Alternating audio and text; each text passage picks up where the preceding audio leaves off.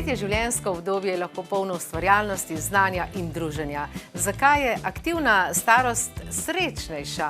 O tem in še čem bo govoril direktor Razvojno-izobraževalnega centra Novo mesto Gregor Sepaher v oddaji Seveda kako si na vašem kanalu. Vabljeni v najino družbo.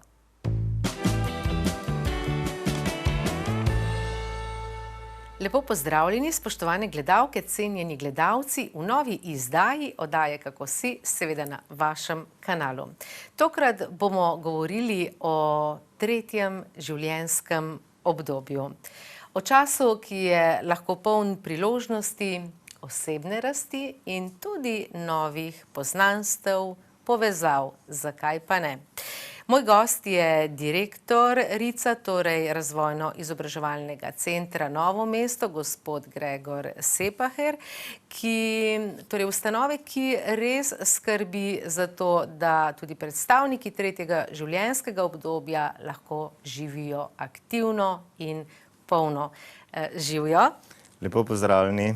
Gregor, ker se res že dolgo poznava, sva se dogovorila, da se bova tikala in hvala za odziv na to povabilo, da lahko predstaviva programe in morda dava komu tudi kakšno idejo, kako lahko bolj kakovostno preživlja čas tudi v tretjem življenjskem obdobju, kot sem rekla. Zakaj je pomembno, da tudi v tem obdobju, v tem času ljudje posvečajo čas, energijo izobraževanju in aktivnemu življenju?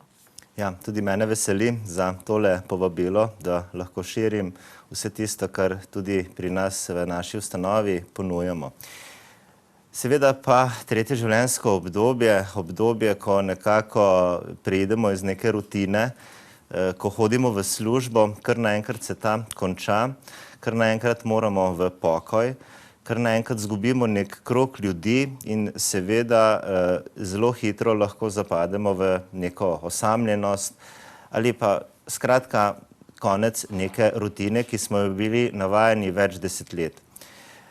Seveda otroci tudi verjetno so že odšli od takrat, nekateri ostanejo tudi brez partnerja zelo hitro in je morda pot, s katero lažje nekdo še uživa tisto zadnje obdobje, tudi izobraževanje. Pa ne gre toliko za pridobivanje nekih novih znanj, gre seveda za širjenje tudi njegove socialne mreže, pa lahko morda rečemo zgolj kratkočasenja, da mu ni dolg čas, ker vemo, da je to tisto, kar ljudi veliko oziroma starejše zelo bremeni, če niso več vključeni v družbo v končni fazi. Seveda ta aktivna starost je vedno dobrodošla in to aktivno starost res lahko oplemenitimo z druženjem, z izobraževanjem, z spoznavanjem nekih novih vsebin, ki se danes res tako hitro spreminjajo, da jim je tudi mlajšim generacijam že težko sledijo temu, starejši pa verjetno sploh, saj so navajeni nekih drugačnih znanj oziroma imajo neka drugačna znanja. Kaj je zanimivo, ko se pogovarjam s kom, ki ima morda 7 let, 5 let še do upokojitve, mnogi res pravijo, joj, komaj čakam, še teh 5 let, 6 let, kolikorkoli že. Zanimivo je pa res to, kar praviš, da potem, ko se pa ta resnica kar naenkrat pojavi, postane dejstvo, ne, pa postane lahko dolg čas, postane tudi s tem neka kriza, ker kot praviš, padajo ljudje iz tiste vsakodnevne rutine, tega občutka, da si za nekaj odgovoren, da si pomemben konec koncev in takrat so tukaj programi, s katerimi lahko vi ta prehod tudi omilite. Dolgo si torej že delaš na tem področju izobraževanja in podobnih programov za različne generacije, tudi za te starejše. Seveda pa me zanima, kako se je v zadnjih letih spremenila vloga teh starejših v naši družbi. Ja, nekako, če bi primerjal, morda ali pa takrat so mlajši, sem morda drugače videl ta svet. Zdaj nekdo je oddelal svoje, ustvaril, kar je imel za ustvariti in zdaj gre v pokoj in v bistvu čaka. Niti nisem toliko opazil, da so starejši sploh aktivni, dokler nisem začel v bistvu delati na področju izobraževanja odraslih, ker je seveda ena izmed zelo pomembnih ciljnih skupin so tudi starejši. Bom rekel, da tudi pri nas v naših programih imamo tudi pripravnike na upokojitev. To so tisti, ki v končni fazi obiskujejo naše programe, jih imamo kot v univerzi za starejše, pa vendarle še niso v pokoju, ker zelo hitro imamo tudi ta naš predsodek, starejši, programe za starejše, programe za upokojence. Pa ni tako, tudi pri nas imamo pripravnike na upokojitev, jih ni veliko, jih je pa vsa leta v bistvu več. Zelo pomembno je, da so v bistvu starejši, da so soustvarjalci vsebin. Saj pri nas imamo tudi recimo programski odbor, nismo si mi zmislili teh programov za njih, ampak v bistvu smo jih soustvarjali z njimi. Vidik, ki je zelo pomemben, je tudi ta, da ne hodijo oni samo na neka usposabljanja k nam, na neke programe, na neke delavnice, ampak da jim ponudimo možnost oziroma jih vzpodbudimo, da so oni tudi mentori, se pravi, ustvarjajo, mentorirajo, tudi vodijo marsikakšen program, tako da se potem počutijo ti starejši v današnjem času, da so pomembni, da lahko pridobijo posredujejo vsa tista znanja, izkušnje, modrosti, ki jih pa, mislim, da nihče ne sme oporekati, da jih nimajo. Več jih imajo kot jaz, več jih imajo kot mlajši. So pa ta znanja, te modrosti, te izkušnje, te zgodbe njihove zelo različne. Zato je taka skupina nikakor ni homogena, je zelo pestra, zelo prijetna, sicer potrebuje veliko pozornosti, ampak tudi veliko da nazaj. Verjetno ravno ta pestrost tudi dodaja poseben čar, ker ko je nekdo delovno aktiven še recimo sredi kariere, je res osredinjen na gradnjo te svoje kariere, pa zraven tudi seveda je družina in tako naprej, ampak ne razmišlja, da bi še kaj drugega poskusil, morda ni časa v tem hitrem tempu življenja, potem pri neki starosti tudi se neka formalna izobraževanja zaključijo, tukaj pa res kar naenkrat je spet lahko praviš mentoriranec, učitelj, se tudi loti nečesa, za kar ni bilo časa mogoče v času aktivnega dela, tako da verjamem, da se tudi drug od drugega veliko naučijo. Gre pa tukaj za preplet verjetno res te izobraževalne in socialne note, torej to druženje, si že rekel, je tudi pomembno. Zelo pomembno je predvsem druženje. Omenili ste čas, morda, če se tukaj še prvi pozdrav, je ni časa. Včasih slišimo, pa vendarle s primerno vzpodbudo z veseljem najdejo čas.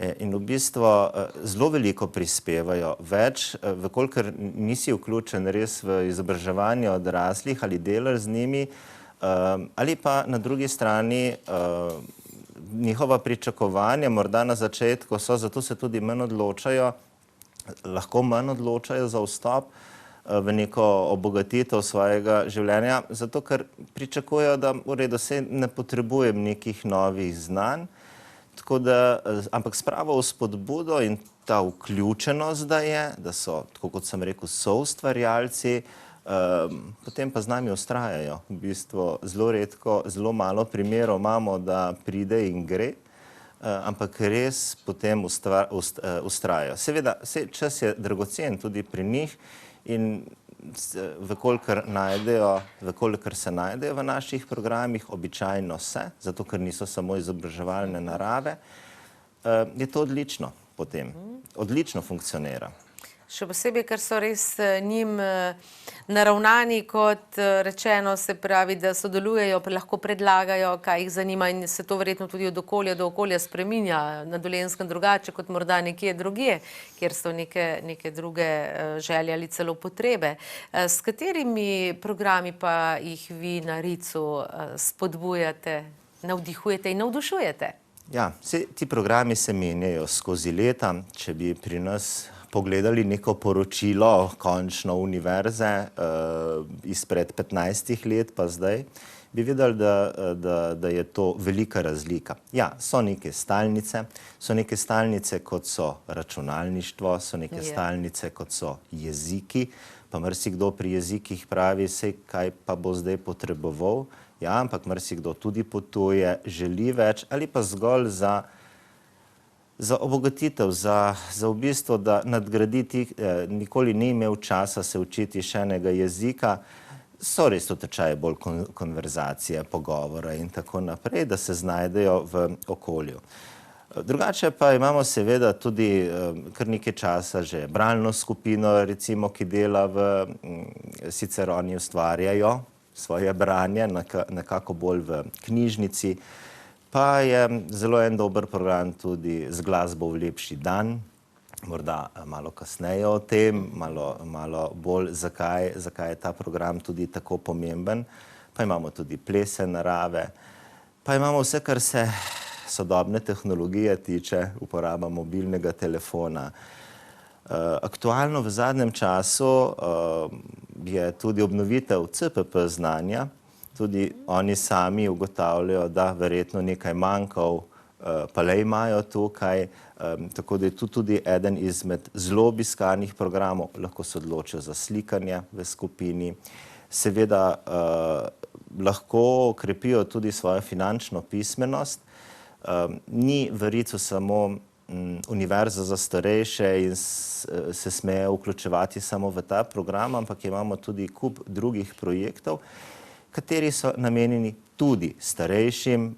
Tako kot sem omenil, je finančna pismenost, pri kateri sem pri snovanju tega programa sem na ministrstvu in na Pedagoškem centru sodeloval tudi sam in nekako poskušal vplivati, da bo ta program res tak, da je prilagojen njim. Vključujejo se lahko tudi v projekt temeljne kompetence, kjer ponovno najdejo tudi, ne vem, komunikacija.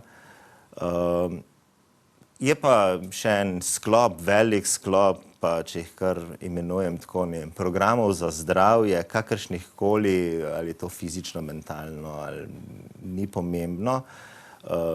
Tudi kartanje, bridge, ki je zelo dober za kognitivne in vse te zadevice, ker je tudi kar precej aktivna skupinica. In pa, tako kot že ime samo pove, večgeneracijski center skupaj, kjer dnevno potem lahko obiskujejo aktivnosti.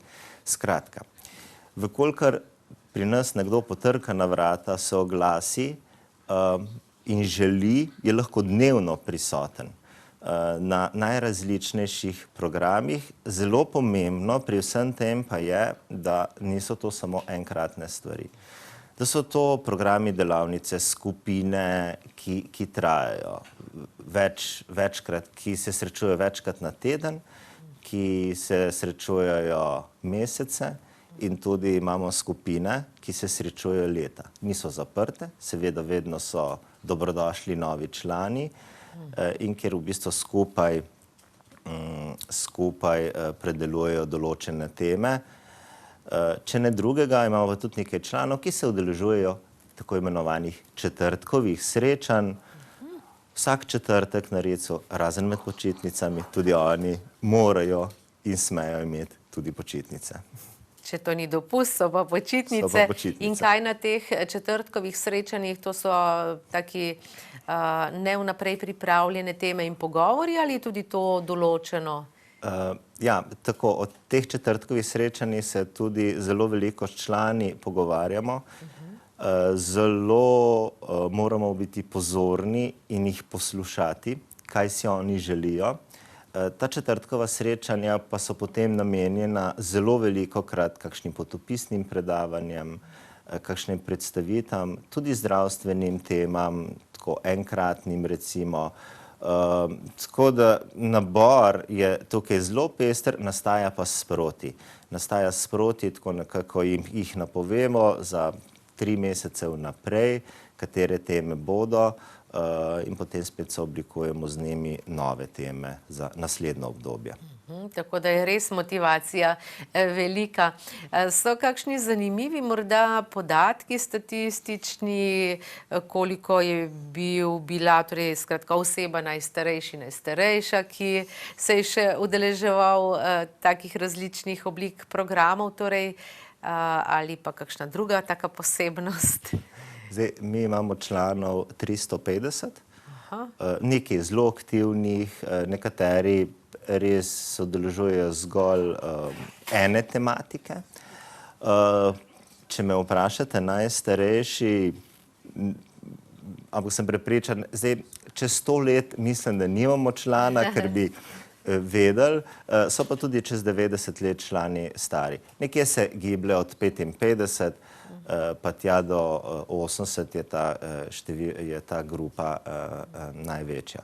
Nažalost pomeni tudi včasih malo manj prijetne trenutke, da tudi kakšnega člana izgubimo, ampak starost v bistvu ni ovira. Nikoli nismo katerokoli aktivnost povezovali mi s starostjo, ker jih imamo za skupino, ki je vedno dobrodošla in smo veseli, da je z nami, ker v bistvu popestrijo tudi naše hodnike, pa čeprav so včasih glasni, ampak nič za to.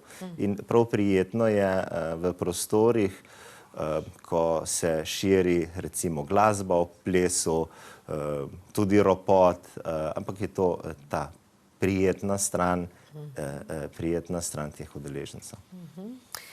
Ja, že pred meseci sem prebrala, da bo eden od prihajajočih poklicev, ki bo zelo kmalu aktualen ali pa se v neki z drugačnim poimenovanjem je celo že, poklic, ki se bo imenoval poklicni prijatelj. Da torej zaradi osamljenosti dejansko bodo ljudje plačali nekoga, da bo prišel k njim, se z njim pogovarjal, morda spil kavico.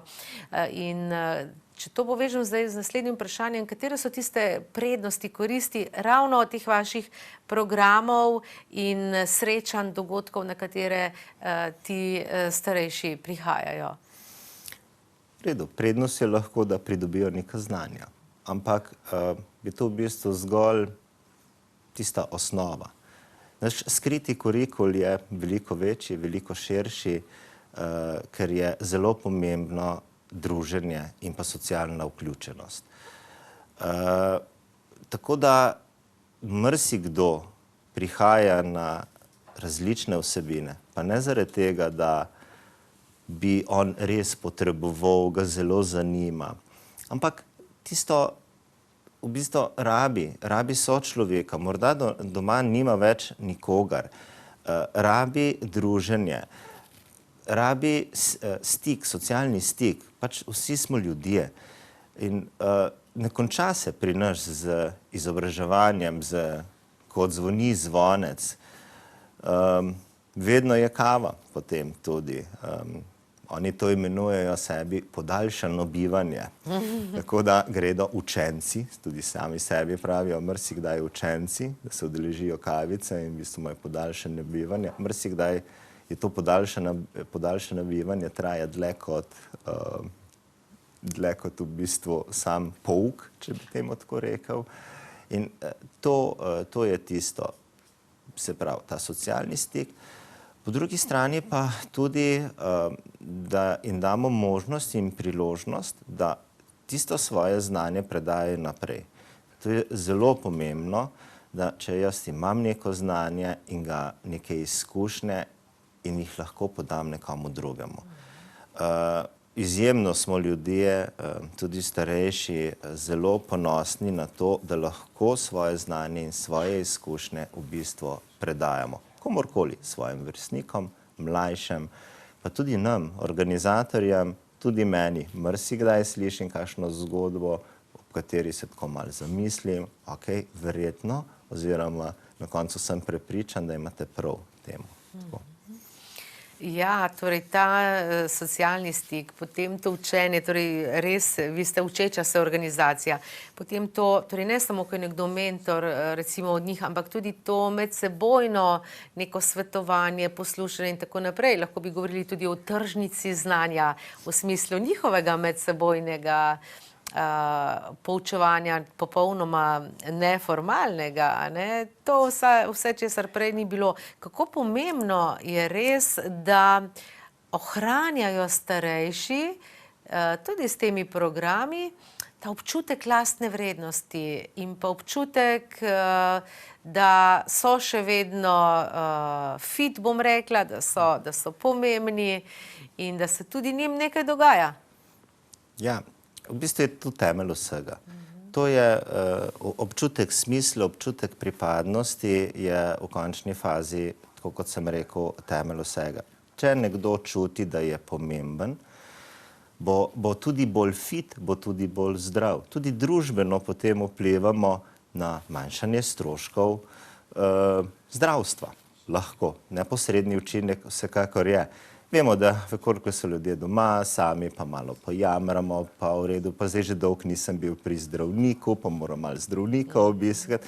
Tudi ta družbeni širši pomen je tukaj zelo pomemben, zato je res pomembno, da te stvari v bistvu trajajo pri njih, da jim nekako zapolnimo njihov vsakdan, pa kljub temu, da imajo seveda mnogo obveznosti, da je potrebno skuhati kosilo, da je potrebno počuvati vnuke, da jih je potrebno tudi peljati včasih popoldan na kakšno njihovo aktivnost.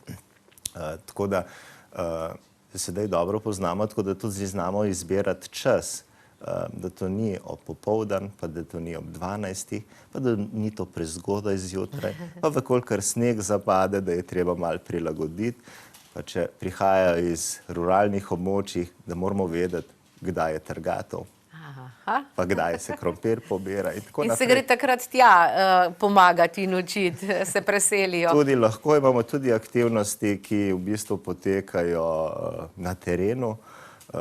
Prepoznamo na primer člana, ki zna obrezati sadno drevje in se hitro najde skupinica, ki mu v bistvu prisluhne. Tako da nekako ta vključujočost je res izjemnega pomena v tem obdobju. Včasih celo bolj kot tista znanja. Tudi znanje, vemo danes uporabo mobilnega telefona, e-zvem pa e-zdravje, pa e-davki, pa nihče več ne vpraša več, ali se znaš naročiti zdravniku preko e-zvema, ali znaš poslati nek mail. In starejši si tega želijo in želijo biti vključeni in želijo slediti družbi. Ja, imamo posameznike, ki imajo odpor do nečesa, vendar tega je malo ali pa zanemarljivo. Ja, torej nekateri programi nastajajo tako lahko tudi sproti, res na podlagi nekih trenutnih dogodkov ali pojavov. Katere pa so najpogostejše ovire ali pa, če rečem, izzivi, s katerimi se starejši srečujejo pri tem vključevanju v različne, ne le izobraževalne programe pri vas? Tako na prvo žogo bi nekdo rekel, nimam časa. Ampak je to zgolj izgovor. Lahko mnogokrat, ja, tudi starejši imajo mnogo aktivnosti, želijo pomagati tudi, ne vem, svojim vnukom, svojim otrokom še vedno, ampak ni to pa tisto bistveno. Zelo veliko krat ima vpliv ali pa v zadnjem obdobju ali pa po covidu morda ta tehnološki strah še, strah pred neko uporabo neke tehnologije, ki jo bom moral tukaj uporabiti, pa kako se bom sploh prijavil. Zato tudi kar nekaj programov na to temo. Ali pa zgolj včasih je treba nekoga prepričati, ko slišimo, to ni več zame, tega jaz več ne rabim, jaz sem se izobraževal že dovolj. To verjetno izhaja tudi iz preteklosti. Opravili smo šolo ali pa so opravili šolo, moji starši morda. Potem je šel v službo, se pravi, izobraževanja več ni bilo. Nekako se v tem obdobju to tudi spreminja. Tudi sam ali pa marsikdo drug mora ves čas se izobraževati v svoji delovni dobi, je morda nekoliko lažje stopiti v učilnico. Zato je tukaj izrednega pomena, da nekako starejšim predstavimo, da to ni zdaj pouk, da ni obveze, ni ocen na koncu, ki jih pač vsi nekako imamo strah pred nekim ocenjevanjem, da je to zgolj njihova želja, da ni samo izobraževanje, ampak da je tudi kaj drugega. Mi izjemno veliko časa posvetimo vsakemu posamezniku na začetku. Zdaj, kot direktor bi rekel, pa kot ekonomist, bi rekel, da moja organizatorica strašno preveč časa porabi, ker se z njim najmanj pol ure pogovarja, ko vstopi skozi naša vrata. Finančno ni vzdržno to, pa vendarle ti ljudje to rabijo. Pa ne samo, da jim predstavimo, kaj bo, ampak da predvsem se pogovarjamo tudi o tem, kaj pa lahko on prispeva k temu, kaj lahko da drugim, kaj je tisto, kar je za njega pomembno. Ker, tako kot sem rekel, so soustvarjalci programa. In v bistvu skozi tak pogovor vse to pomanjkanje časa, to ni več zame, nekako odpravimo. Tako da, tako kot sem rekel, potem tudi ne izgubimo posameznika, ker je res se čuti, da je v bistvu pomemben član te skupnosti in da res lahko še nekaj prispeva. Ja, pomembna je sama motivacija za vse to zagotovo, pa tudi motivacija. Henry Ford je rekel, če misliš, da zmoreš, ali če misliš, da ne zmoreš, v vsakem primeru imaš prav.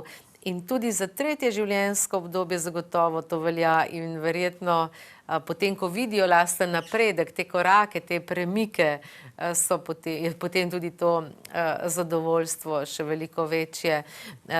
Imate kakšne, torej, vidite, kako pa njihovi, recimo, otroci, so tudi oni kaj vključeni v to, recimo, to so, bom rekla, to je najina generacija, ne, da jih oni spodbujajo, da jih morda pripeljejo, ali vse to oni sami? Marsikdaj za začetek, tudi pri meni zazvoni telefon, imate kaj za mojo mamo pa za mojega očeta. Marsikdaj je tudi ta prvi stik, ker že sami domači opazijo, da bi bilo dobro, da se pa mama, ate nekam vključijo, da ne bodo samo doma. Tako da je tisti prvi stik marsikdaj takšen, je pa res, da z njimi ne pridejo, ampak dobimo pa tudi kakšno povratno informacijo, zdaj so malo bolj znosni, ni več toliko jamranja doma, je fino, da gre od doma. Včasih je pomembno zgolj, da se lepo obleče in nekamo gre. In se ima tam fajn in ne razmišlja doma o vseh svojih boleznih in težavah, osamljenosti. Tako da jaz mislim, da naredimo tudi nekaj ne samo za starejše, ampak tudi morda za najino generacijo, tako kot ste rekli. Ja, da ni to, zdaj se moram pa, ali pa se želim lepo obleči zato, ker grem k zdravniku, da ni samo to, za to pot, ampak tudi, ker grem v družbo, med svoje vrstnike. In ko gospe pohvali pričesko ali nekaj drugega, tudi to je za to samozavest v tretjem življenjskem obdobju zagotovo še kako pomembno. Lahko se spletejo tudi neke nove vezi, verjetno, neke simpatije. Imeli smo tudi poroko med našimi člani, med članom in članico. Tudi to, mislim, da je bilo to v lanskem letu, sta se dva poročila, ki sta se spoznala seveda pri nas. In priči sta bili iz Rica? Se hecam? Mislim, da ne. In tako je bilo, to je res tisto, kar da potem tudi nam nekaj delamo prav. Ko vidimo, da se sami dogovorijo, praznujejo, mislim, da zdaj praznujejo bolj 80-letnice, potem na kakšnem izletu, ki si ga tudi sami lahko organizirajo, ali pa po kakšni dejavnosti se zberejo, zapojejo in v bistvu se skupaj poveselijo pri svojih 80-ih, naprimer. Tako da ja, to je vse tisto dodatno, ki v bistvu zelo obogati naše programe, zelo obogati naše prostore in pa sem prepričan, da tudi zelo obogati njihov vsakdan. Lahko rečeva, da je za njih izobraževanje pomembno ne samo zato, ker ni ocen, ampak tudi zato, da so možgani v formi, da so možgani v kondiciji. Ja, tudi tem dejavnostim možganov, ohranjanje kondicije mentalne veliko posvečamo, res veliko posvečamo, tako kot sem že prej dejal, imamo kar nekaj aktivnosti tudi na to temo, pa ne zgolj predavanja o demenci. Mi si ves čas želimo, da kako pa zdaj to preprečiti ali pa lajšati, kako z nekimi križankami, zgolj z nekimi nalogami miselnimi v bistvu krepiti in pa ohranjati možgane v kondiciji. Tudi jeziki so zelo pomembni tukaj, pa ni to samo branje. Marsikdo, čeprav podpiramo branje, tudi sam kar veliko berem v zadnjem času, ampak ni to dovolj, ne? Zdaj sem v pokoju in berem in ohranjam svoje možgane. Moramo se zavedati, da je potrebno tudi tako psihično, fizično, tudi s plesom je zelo en lep primer, kako lahko ohranjamo poleg fizične kondicije tudi vse, ker veliko moramo pri plesu, vsaj na začetku, razmišljati ob tem, ko plešemo, no. Tako da teh aktivnosti je zelo veliko, zdaj pri nekaterih seveda mi nismo strokovnjaki za vse, zato sodelujemo tudi z zdravstvenim domom, to enoto, tudi z kolegico, ki dela na zdravstvenem domu, zelo veliko pri nas izvede takih krajših morda delavnic. Včasih se niti ne zdi temu, da je zdaj namenjeno to, ne vem, preprečevanju demence, ker nima niti takšnega naslova, ampak mi vemo in tudi oni sami vejo in seveda strokovnjaki vejo, da je to tisto, kar v bistvu ljudje potrebujejo za ohranjanje njihove mentalne kondicije, če temu lahko tako rečem, ja. So pa te vsebine tako za telesno kot torej mentalno kondicijo pomembne verjetno tudi zato, ker ne gre samo za tisto izvajanje 1 uro ali 2 ali 3 na teden tam, ampak ja, to je, ko se vidi, kako se pravilno dela in kaj je pomembno, lahko pa potem to ti ljudje tudi v svojem zasebnem okolju seveda s tem torej to prakticirajo, ne? Ja, seveda in prepričan sem, da prakticirajo, morda tudi nezavedno, morda tudi, ker želijo samo nekomu povedati, kaj so se naučili, kaj so delali, se vključujejo potem tudi v druge skupine. Marsikdo je pri nas član Univerze za starejše, obiskuje še druge programe, je še član 3 društev, ne vem, pa kmečkih žena in tako naprej. In tudi tam širijo svoje znanje. Saj mnogo teh društev, veliko jih dela tudi na podoben princip in smo veseli. Veseli smo, če nekdo nekoga prepriča, da pride nazaj k nam, ali pa da v bistvu to znanje, to vedenje predaja potem v svojem drugem krogu. Ja, ta druženja pri vas zagotovo so pomembna zato, da je manj osamljenosti, da je manj tesnobe, da morda ni demence ali pride zamikom recimo, kaj ne, saj vsi smo na tej isti poti. Prej je bil omenjen tudi nakazan en program povezan z glasbo, pa me zdaj zelo zanima, kaj to je, Kaj obeta tisti, obljublja ta program, zakaj je tako dober, zanimiv? Ja, s tem programom Z glasbo v lepši dan, lepši svet smo začeli 11 let nazaj, tako zgolj slučajno. Dobili eno zelo dobro izvajalko, ki jih je vodila. Ta izvajalka je zdaj že članica. Ni bila samo izvajalka, oni se srečujejo tedensko, vse leto. In izvajalka ni končala v svoji karieri, ampak jih vodi naprej, je zdaj naša članica. Pravijo si 24 zvončic in en zvonček. Tako da, ja, pri nas je ta ženska vključenost večja od moških. Želimo si več moških, tako da smo ponosni, da imamo tudi zvončka v tej skupini. Ni nujno, meni je všeč, ker ni potrebno, da imam zdaj strašen posluh, da se vključim v to skupino, ni zaprta seveda, da se vključim, ampak pomembno je, da rad pojem, da rad sodelujem.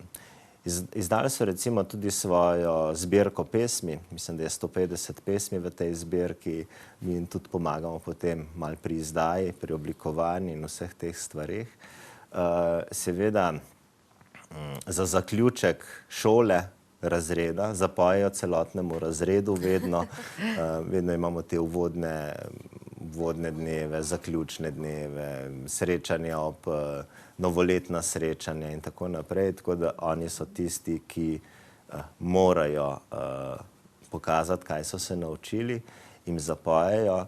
Vključuje se potem tudi pri nas, naprimer smo imeli parado učenja, so zapeli tudi na parade učenja pred množico ljudi.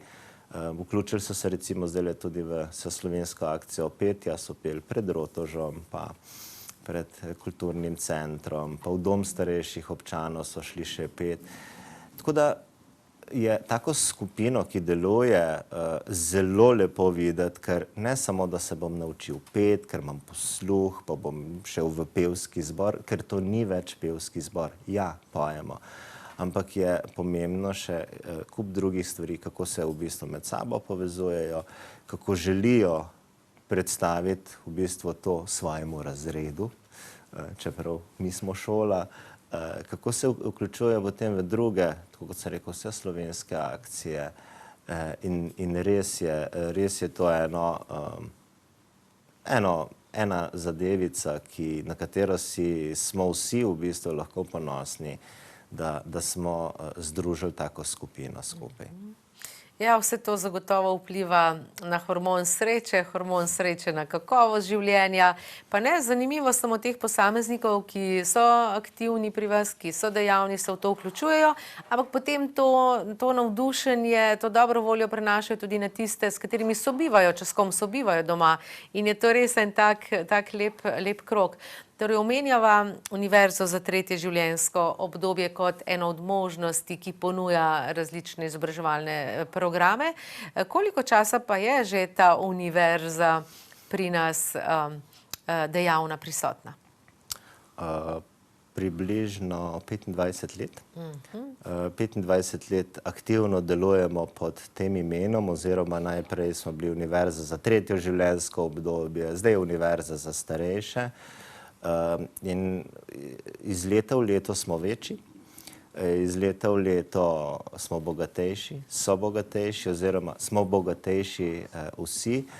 In ne glede na to, da ta univerza ni financirana iz nobenega projekta, v bistvu zgolj neko minimalno kotizacijo člani pa plačajo za vstop, ampak je res simbolično, pa jo ves čas ohranjamo. Iz stališča financ bi takoj rekel, da je potrebno jo, včeraj bi bilo potrebno ukiniti. Vendar ni vse v denarju in res je, da vkolikor dobiš takšne rezultate nazaj, ki jih mi dobivamo, in jaz mislim, da tudi za družbo veliko naredimo, je to tisto, s katerim veseljem v vsakoletni letni delovni načrt zapišemo, ja, univerza kot ena izmed pomembnih dejavnosti, ki jih na Ricu recimo imamo. No, s to mislijo in s tem spodbudnim podatkom tudi zaokrožujeva najin pogovor. Čas je res hitro minil. Vem, da tudi njim v programih tako hitro mine. Hvala za obisk v studiu. Želim vse dobro, da še naprej ustvarjate, soustvarjate take dobre, zanimive, kakovostne zgodbe.